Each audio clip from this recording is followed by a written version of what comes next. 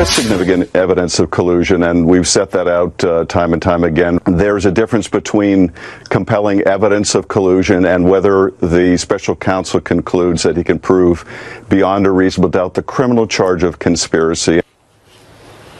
House Intelligence Committee Chair Adam Schiff insisting that there is proof of collusion between the president's campaign and Russia. But now that we see the Mueller report disagrees, should he step down as head of the committee? Here now to debate it is former Obama administration official Roger Fisk and Independent Women's Forum fellow Beverly Hallberg. Thank you both for joining us this morning. Good morning. Going to be a very busy day with lots of responses to the Mueller report and AG Barr's summary itself. Beverly, I'll begin with you. What do you think about that in terms of Schiff? You know, should he step down? He's still insisting that there is collusion. Well, no Democrat is going to ask him to step down. I think what we should push for, and we're hearing prominent Republicans do this, is ask at least for an apology. When you play those clips back to back, it shows how much, not just an assumption that there was some type of collusion between Trump and Russia, but coming out and saying there's significant evidence. What we know from this Mueller report is that's not the case. So I think there's a serious expectations issue with Adam Schiff. And what I would hope moving forward is that he's more careful with his words. But unfortunately, I think for America, what we're going to see is that Democrats, including Adam Schiff, are going to continue to go after Trump. I think we can expect to see more of this in other areas, not revolving around collusion. Roger, what are your thoughts? Good morning. It's great to be here with you and Beverly. It's interesting to hear the call for apologies. I think back to, where this all started. And I've said all along we need to see the report, and I hold to that to this day. We actually need to see the report. We don't need to see a summary by the Attorney General, whose views on a lot of these matters were well known. But Republicans are saying we should see the report as well. I'm all for it. Yeah, I'm all for transparency and releasing the report, too. Fantastic. A little bit of context, though, if we're talking about apologies, Vice President Pence went on Face the Nation in January of 2017 and said there were no contacts between the campaign and Russia. Now we know of about 115. The president campaigned saying he had no business deals in Russia. Now we know about the hotel. And while Vice President Pence was on Face the Nation, we know that the president was down the hall in the White House cutting checks for hush payments to a porn star. So this is not a profile in courage. So people that are spiking the football and calling this like the big win, I think are mistaken. This is a good day for the president. There's no way of getting around that. And then the other thing is how much of this AG's letter obfuscates some of the details of the report. I stick to my original point. I'll make all my judgments when the report comes out, and I'm glad that we're all in agreement on that. You mentioned some of those indictments associated with this, 37 total, but none of those involved Russia collusion. Beverly?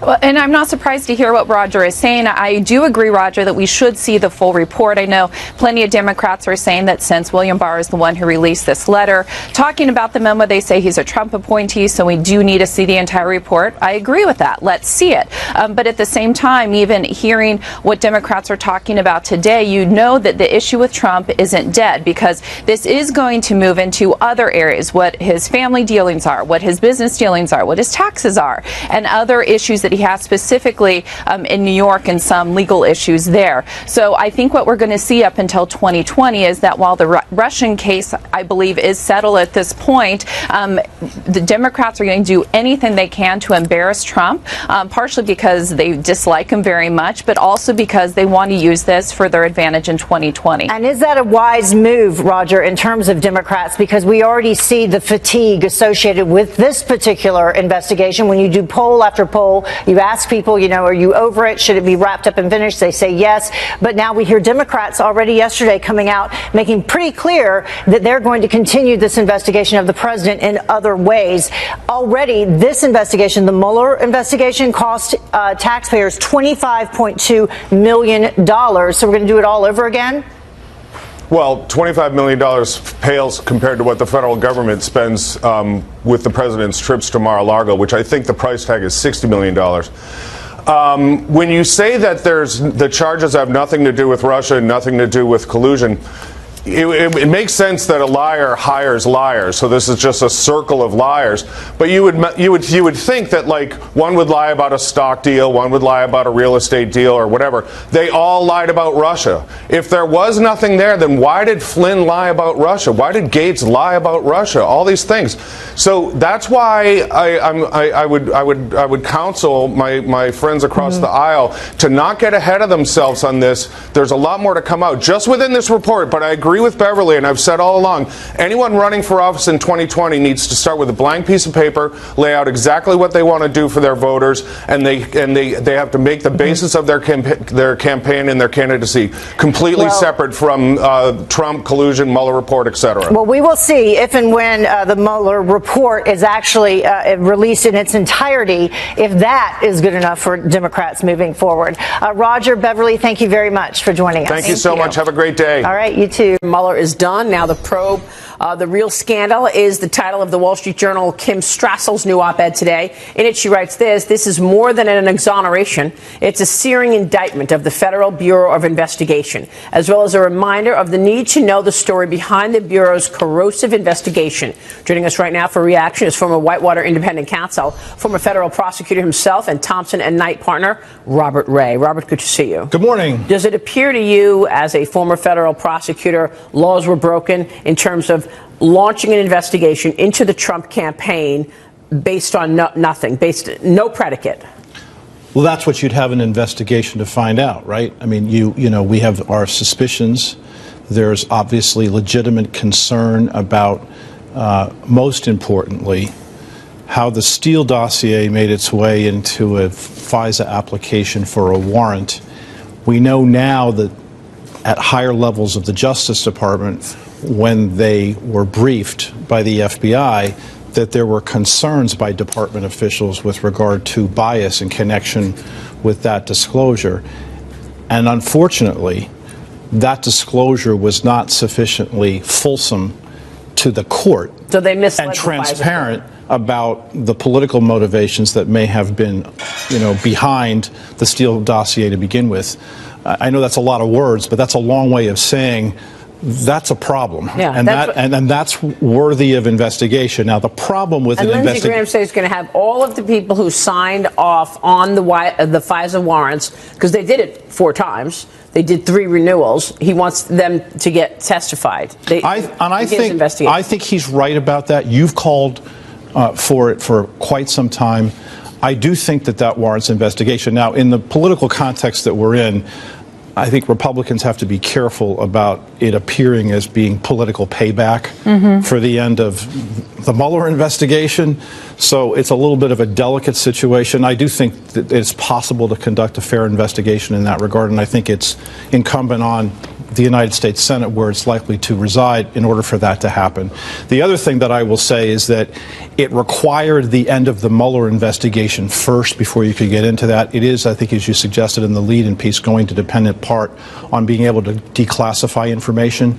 The president was prepared to do that, but he was cautioned, as I understand it, and warned by Deputy Attorney General Rod Rosenstein that if he did so, that would be perceived as an effort possibly to obstruct justice in connection with the ongoing Mueller investigation. So another long way of saying the Mueller investigation had to end first. Now the president can, if he chooses, declassify that information, and he can do so without being concerned about how that might be perceived in terms of affecting an ongoing investigation. Understood. Understood. If the Senate decides to go down that route and simultaneously the House goes down trying to sort out the issues on both sides of this obstruction element of the report. Will anybody declare unilateral disarmament? I don't know. Yeah. You know, I don't know. Well, speaking of that, And we're also going to be, you know, not the least of which we're going to be in the middle of a presidential Right. campaign. We already are, right? Yeah, and by the way, Huber, John Huber, is apparently redirected now from William Barr, and he's focused only on the FISA abuse. Listen to what John Ratcliffe, the congressman, told us earlier in the last hour. Where's John Huber? I don't know. I do know that Bill Barr has reoriented John Huber based on the work that he had been doing during the Sessions Department of Justice. My sources tell me that Bill Barr has has spent some time with John Huber and redirected him on the FISA abuse issues, which are very real. Again, how was a fake, phony dossier that was unverified verified to the FISA court? Exactly what you just said, Robert. Right. Yeah. And I think the other remaining thing, of course, is, we have this question about other investigations, one of which is in the Southern District of New York. I think you should look to see some efforts by Main Justice in Washington, out of Bill Barr's office, to rein in and control that investigation.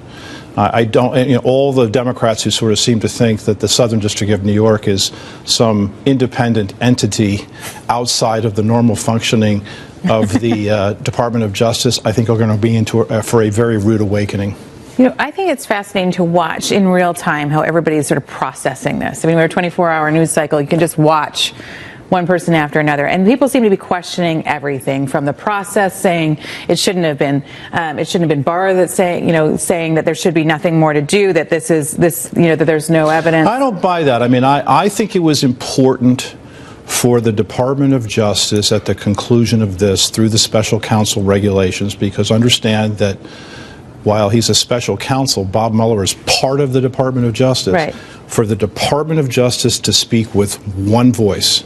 And that's for the Chief Law Enforcement Officer of the United States to make that call, because investigating and making a determination about whether to prosecute a president for obstruction of justice, shall we say, to say the least, presents unique problems. Yeah. They're trying to poke holes in it, particularly people, media analysts and media anchors, because they sold a sack of lies to the American people. For 2 years. They spun a tale of a president who wasn't duly elected, who stole the presidency. Desperation has sunk in when the opposition's big card to play last night, and it started. I mean, they accused the Attorney General, I was on another network, of everything from being venal, suspicious, clever, adroit, devious, and that it was rigged and biased. Yeah, but when you hear that he got it right. But here, can I just point something out?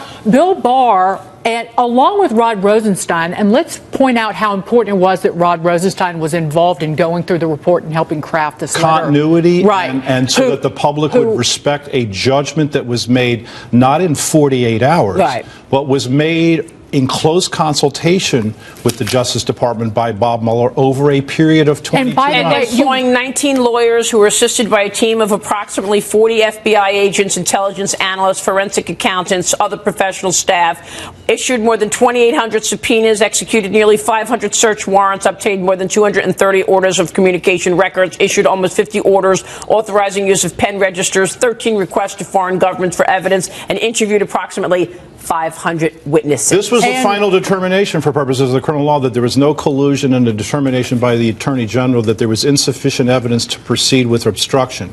Now, does the Congress, through the House Democrats and the House Judiciary Committee, really want to relitigate this? Are they going to issue 2,800 subpoenas and have 500 witnesses testify before the House Judiciary Committee to basically go back over the Mueller investigation, where the Mueller investigation has now reached a determination? This is why I have been so adamant about this story for the last year and a half. And I know that it was frustrating for some people when I would come in and I would say, there is no collusion, this is a trap. It's because every Sunday when I talked to the people who actually saw the classified documents, I knew this was the biggest scandal developing in our lifetime. The question now has to go to, are the people who made this up, are the people who tried to take down a duly elected president going to see accountability?